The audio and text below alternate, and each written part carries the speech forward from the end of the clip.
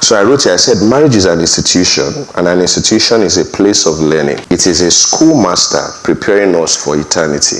Why did I say that? It's a schoolmaster preparing us for eternity, because we are not going to be married in heaven. They asked Jesus, this man had 7 husbands, who is going to be the husband in heaven? Jesus said, angels neither marry nor are taken given to wives.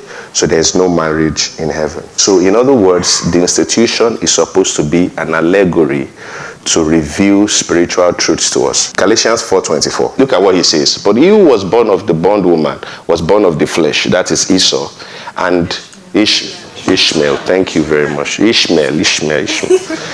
And he of the free woman, through promise, that's Isaac, okay? Look at 24. Which things are symbolic? If you have KJV, it says, which things are an allegory?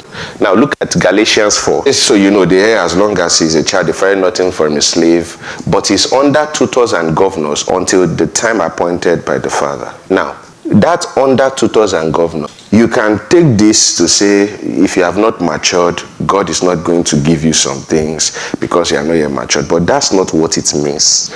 Look at chapter 3, verse 24. Wherefore the law was our schoolmaster to bring us to Christ. So what is that schoolmaster in Galatians 4? The law. So is there anybody that is the heir now, that is in Christ, that is the heir, that differeth nothing from his slave? No, because we are not under the law again. I'm trying to say, the heir, even though he's the master of all, is under tutors and governors. He has not matured, but maturity is coming into the revelation of the Christ.